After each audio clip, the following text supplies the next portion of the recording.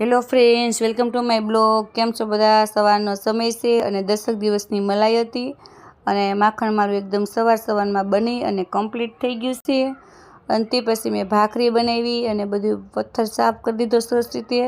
અને અહીંયા મેં વૈદિકના ચણા છે બાફવા માટે મૂકેલા છે. અને ત્યાં સુધીમાં 1 કપ મેં આ સિયા સીડ બનાવેલી છે, હું પી લઉં. અને સાંજે જ મેં સિયા સીડ પલાળી દીધી હતી. 3 થી 4 ટુકડા મેં લીંબુના ઉમેરીને અને ચણા બફાઈને કમ્પ્લીટ થઈ ગયા છે. અને વૈદિકના હું મસાલાવાળા ચણા છે એ વઘાર કરી લઈશ. વૈદિકને તો હું રોજ જો ચણા મગ ને મઠ આપું તો એ રોજ લઈ જાય, કેમ કે એને તો નાસ્તામાં કઠોળ ખાવું બહુ જ પસંદ છે. લંચ બોક્સમાં તો તમારા બ્લોગમાં જોતા હશો કે વધારે પડતા ચણા જ ને હોય, મગ હોય, મઠ હોય, કેમ કે એને કઠોળ જ બહુ જ ભાવે છે, એટલે એટલા માટે એ લઈ જાય છે. અને તે પછી વાટકામાં મેં મસાલાના જે રોજ આપણે મસાલા વાપરતા એ બધા ઉમેરી દીધા છે. ત્યાં સુધીમાં મારું તેલ પણ સરસ રીતે ગરમ થઈ ગયું છે. એમાં મેં જીરું, રાઈ તો મેં એકદમ ઓછી ઉમેરેલી હતી અને હિંગથી લીમડાના પત્તાથી મેં વઘાર કરી લીધો. અને આ ચણામાં તો તેલ તો આપણે એકદમ ના બરાબર ઉમેરવાનું હોય છે, નકર તો શાક જેવું થઈ જાય. મસાલાવાળા ચણા છે એ ન બને, એકદમ કોરા મોરા ચણા બનાવવાના હોય છે. થોડાક ચણા મેં મારા માટે રાખેલા છે કે બપોરે હું ખાઈશ, સ્લાટ ને બાફેલા ચણા. ને એંજવી તો બહુ ખાવાનું ખાસ પસંદ કરતી નથી ચણા, એટલે વૈદિક માટે જ મેં બનાવેલા છે. ને એને તો હું બપોરે લંચ બોક્સમાં આપીશ. વઘારેલા ભાત, રોટલી, દહીં, ભીંડાનું શાક. જો એને લઈ જવું છે તો એ લઈ જાય, નકર નહીં લઈ જાય. અને અહીંયા હું બનાવું છું અશ્વિન માટે ભીંડાનું શાકનો વઘાર થાય છે સવારે ટિફિનનો. અને આજે એને ટિફિનમાં ભીંડાનું શાક આપવાનું છે.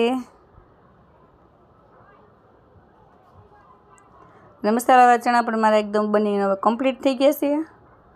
અને થોડાક એમાં હું ધાણા ઉમેરી દઉં. અને ત્યાર સુધી મારું તેલ પણ ગરમ થઈ ગયું હતું, એટલે એને પણ મેં રાઈ, જીરા અને હિંગથી વઘાર મારી દીધો.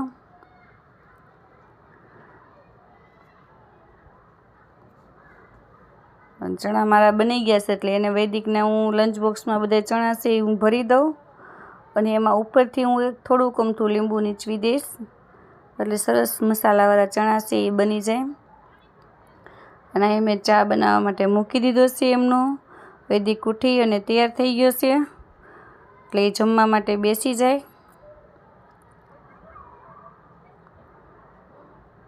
અને અહીંયા તમે જોઈ શકો છો, હું લીંબુ છે નીચવી દઉં એટલે એનો લંચ બોક્સ છે એકદમ કમ્પ્લીટ થઈ જાય. અને એનો લંચ બોક્સ તો એ 2 લઈ જાય છે, એક તો ચેવડો લઈ જાય કે કોઈ પણ બીજો કોઈ નાસ્તો હોય તો એ લઈ જાય. અને આ એ બપોરે ખાહે 12:30. 2 લંચ બોક્સ લઈ જાય છે. અને એને એકદમ મસ્ત ગરમ ગરમ ચણા બની ગયા છે. થોડીક વાર પછી હું લંચ બોક્સ એનો બંધ કરી દઈ. અને એ ચા પણ એનો ઉકળે છે. અને હવે હું તમને મળું છું ડાયરેક્ટ બપોર પછી. અને આજે અમારે લેસ ડાયમંડ લગાવવાનું આવેલું નહોતું, લેસની પટ્ટી જે હું લાવી સવી. બપોર પછીનો સમય છે, કપડાને બધું મેં લઈ લીધું. 2 વાગ્યા સુધીમાં આવી જવાની તો મેં મુખવાસ છે હું બનાવી લઉં. અને તે પછી 2 ના 3 ને 4 સાંજ પડી ગઈ, પણ આજે કંઈ ડાયમંડનું આવેલું નહોતું, એટલા માટે મેં ઘણું ખરું કામ હતું એ બધું મારે પતાવી દીધું રસોડાનું. અને મુખવાસ સરસ રીતે સુકાઈ ગયો હતો, પણ મેં શેક્યો નહોતો, કેમ કે રસોડાના ડબ્બાને એ બધું મેં લઈશું એટલા માટે. ચા બનાવીને હું હવે જાઉં છું શાકભાજી લેવા માટે, અને વૈદિક પણ મારી સાથે આવશે. અને કોઈ પણ વસ્તુ લેવા જવું હોય તો અમે વૈદિક તો હારે જ જાવી. અને હવે હું શાકભાજી લઈને ઘરે આવી. અને તે પછી મેં મુખવાસ શેકવાનું ચાલુ કર્યું, કેમ કે પહેલાં જો મુખવાસ શેકું તો ઘણો સમય છે એ વયો જાય, એટલા માટે. અને મેં કોટનનો રૂમાલ છે લીધેલો છે. એકદમ મસ્ત મુખવાસ, જો મલ્ટી કલર મુખવાસ છે. ફોનમાં પણ આનો કલર છે એ કેચઅપ જે એટલો બધો નથી થતો, એકદમ મસ્ત કલર છે મુખવાસનો આવેલો છે.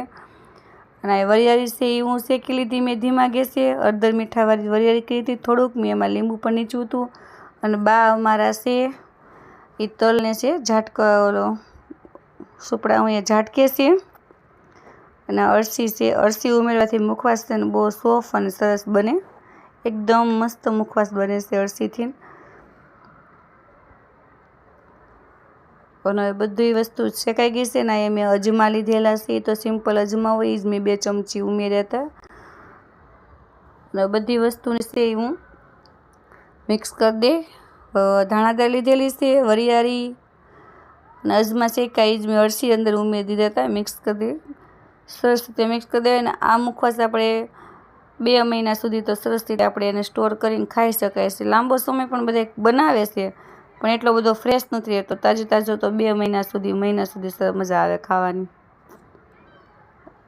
અને આ મુખવાસ આપણો એકદમ બનીને કમ્પ્લીટ થઈ ગયો છે. અને હવે મેં એને એક બવણીની અંદર ભરી લીધો છે. બાય.